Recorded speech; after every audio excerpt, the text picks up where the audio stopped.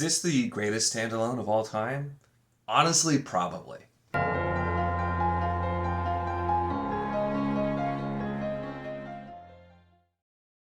Hello and welcome to my channel. In this video we're going to be talking about To Ride Hell's Chasm by Janny Wurts. And I said that kind of tongue-in-cheek, but honestly this is gotta be, if not my favorite standalone, definitely in the mix. It's got some competition for like Monte Cristo, but if we're going fantasy, there's not much more that could probably compete with this for me. Honestly, such a fantastic book. And I've been so excited to get to this. This was the last like really big thing that I wanted to read. And I wanted to read this a while ago, but I wanted to finish Wars of Light and Shadow first. And that was something that I really prioritized in 2023 and did get done.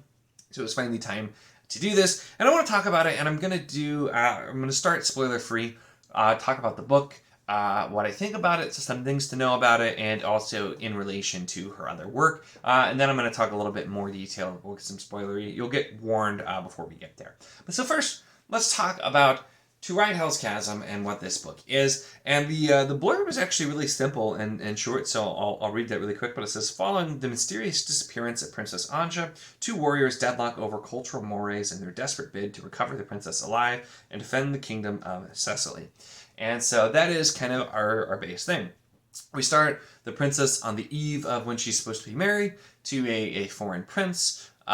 She suddenly disappears and nobody's entirely sure what happened. And then we are looking at our two warriors or two men is Taskin, who is the highborn and commander of the guards of Cecily. And then we have McCall, who is a foreigner and is the captain of the lower gate garrison, so kind of the more common folk for the most part. And only even that because he won a tournament that typically nobody but whoever's intended to win wins, because it's just kind of meant for like the, less important noble-born to fight in. And so very, very different people. And that is some of the themes that we explore here definitely have to do with these two men being very different but dedicated in their own ways, but also the prejudices and outright racism that McCall faces because he's a dark-skinned foreigner. And his heritage comes from a people who are looked at as like barbarians and or using magic and that kind of thing. So we deal with that a lot here, and it's a big thing that we see. But it's fascinating the way that we're exploring the look here too of these two men and their very different ways to go about things. Because you have Taskin, who's very rigid and formal and is trying to follow things to the letter of the law, and you have McCall, who tends to work a little bit outside of there, but he has his own very rigid kind of moral feelings on his own oaths as well, which he holds to equally true. But we have the issue of the princess is missing. They're both trying to go about their own way. But there's a lot of conflict too because McCall's not trusted by many others, and so we have a lot going on. And then when we find out that there may be a sorcerer involved, that complicates things even more. With it as well, it does present. It starts off seeming like it's going to be a little bit more simple for sure. And it has some of those mystery elements, and that we're just going to be exploring these things, and then, oh, there's a sorcerer. But then the more you find out, this does something that's a very Janny Wurts type of thing, is it might present as something that's a little bit more familiar or simple, and it's anything but. As you get further in, both the world, the stakes, the danger, the characters, everything expands, gets so much deeper, and there's so much more going on than you would have realized. You hear the word sorcerer and usually just like, oh, it's it's a wizard, somebody who uses magic, and it's so much more terrifying than that. With what a sorcerer is in this world, what they do, the dangers associated with it, and especially we're in this kingdom of Cecily. It's kind of remote, and just the amount of world building you get immediately in like the first chapter about this place. It's remote. It's in the mountains. There are very limited areas that you can travel to and from this place. It's surrounded by an impassable mountains range. It has Hell's Chasm, which is this like completely impassable chasm for a lot of reasons. That is very dangerous with just the landscape. Also has carries, which are these kind of bird dragon type of things here, as pictured here, that breathe fire. And so you get a ton of world building, and you get to know these characters. And then as we get deeper in and build, there's so much more going on. and it's absolutely wonderful. Now, what I want to mention too, and still in the spoiler-free type of thing, is this is something I'd heard a lot of people suggest reading before reading Wars of Light and Shadow as kind of a primer to see if it's going to be for you. After reading this, I do 100% agree, because I feel like a lot of what we see in this book acts in as a microcosm for what we see in Wars of Light and Shadow. The prose, the writing style is going to give you a really good idea of if the writing style and the prose in Wars of Light and Shadow is going to work for you. Now, this does feel very distinct. I'm actually surprised at how distinct this feels. It's still very Janny, but it doesn't feel like it doesn't feel like it's in the world of Wars of Light and Shadow at all, just from the writing style. It does feel its own distinct setting and place. But this book does, similar to Wars of Light and Shadow, and I mean in some ways similar to Cycle of Fire, which is a much easier barrier to entry series of hers, but it starts off kind of simple, and then you find out more, the world expands, and you get to really dig in to what more is going on, and then especially here, like I said, the stakes get raised so much higher than it seems that they're going to be as we find out more, and then the action and just the tension as you go through, and with everything that's happening that just makes you feel like, oh my gosh, what is going to happen next? What is going on? Is handled so unbelievably well. And it's similar to when you look at Wars of Light and Shadow as a whole. It presents as kind of simple, and then we get deeper, but as we go along, there's so much more being set up. There's so much more to the stakes, to the world that's being going. And once the action starts in those books and the pacing picks up, it goes so fast as well. So I think this will give you a really good idea. If you can't get into the style that it's written in, then Wars of Light and Shadow may not end up working for you. But if you like this, and you're comfortable with it, definitely something to check out for sure.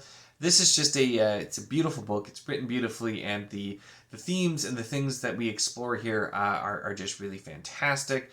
And with that, I do want to talk a little bit more, some spoiler thoughts with this book, because there's so much that I want to say. So we're going to transition over to that.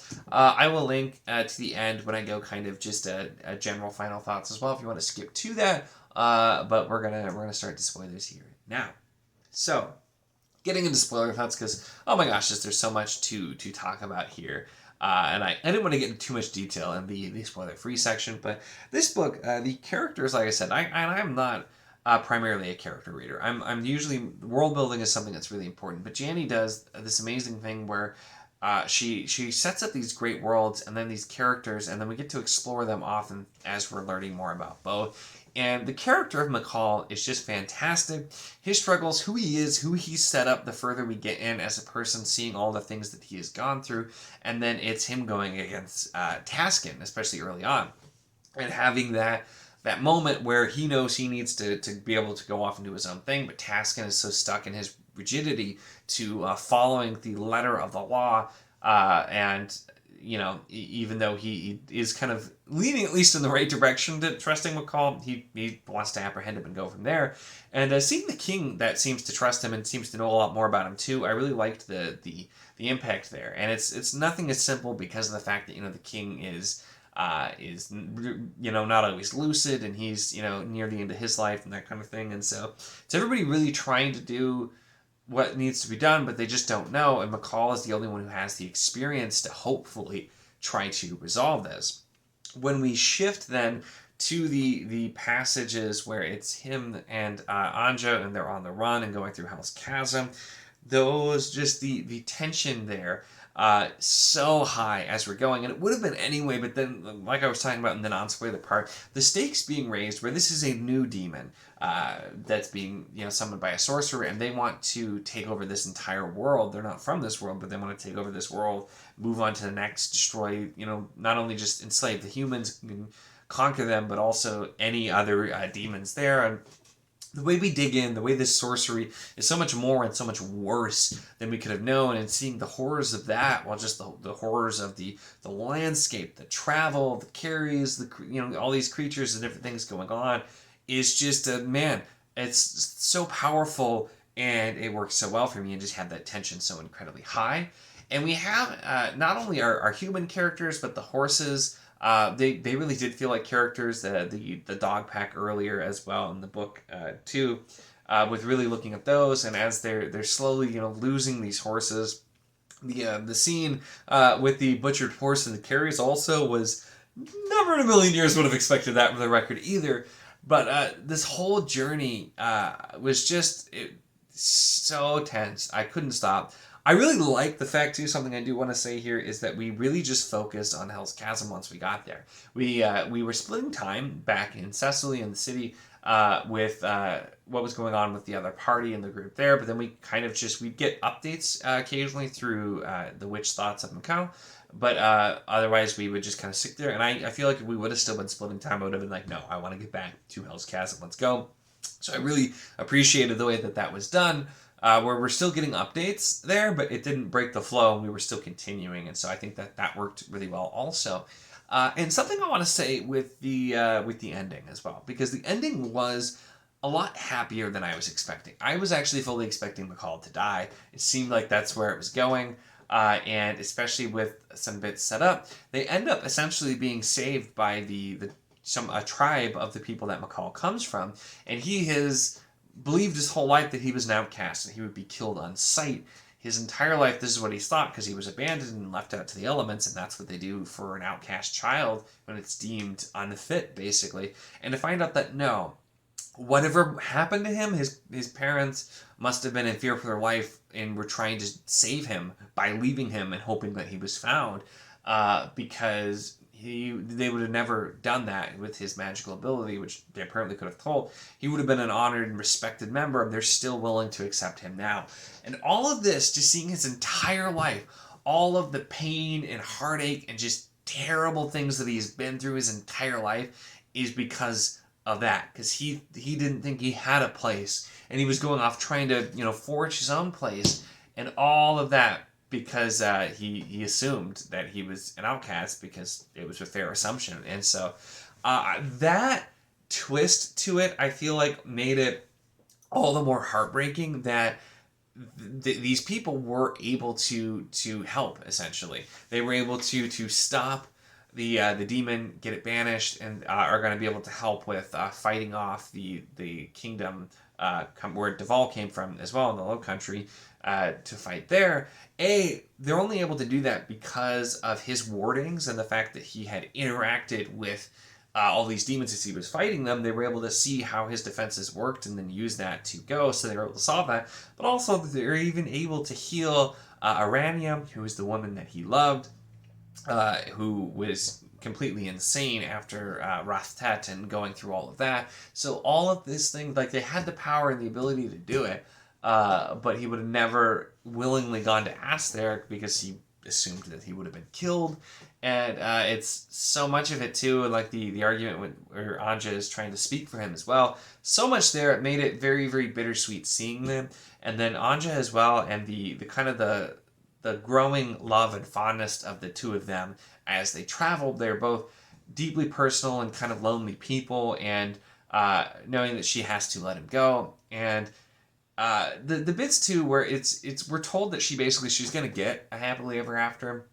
She's going to be a strong leader. She's going to be married to a comely and kind-hearted man who's coming from the Emperor and all of that. But it's not what she wants. But it's also her realizing that McCall would probably never be happy just being her husband and just kind of being cooped up and not being able to be out and be who he is. And McCall also realizing that he wouldn't make a good husband for her. So it's kind of that bittersweet thing where the romance parts never felt forced. They were also very understated as well, and you could see where it was coming from.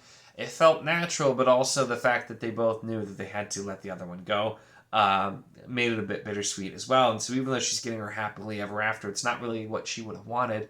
And she's also forever changed by the things that had happened going through Hell's Chasm. She's not the innocent young princess anymore either.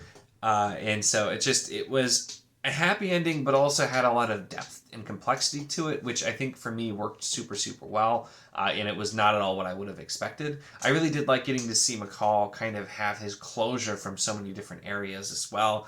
I think was just fantastic, because he was a character that I feel like really, really deserved it.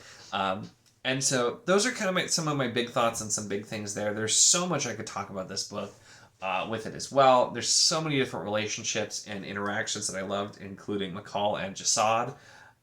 Loved that their interactions and how Jasad, even though he's only another foreigner there too, is speaking for him. The way that McCall inspired Vensic and others under him, and that they were more prepared, even though they were the lowest of the guards and the garrison there, because he inspired them and he prepared them. Just seeing all of these different pieces, seeing people who realized they've been wrong about him and were misjudging him, I think worked super well. The other thing I also want to note as well, because it starts off too, and it does, unfortunately seems realistic. He's a foreigner in a kind of remote area.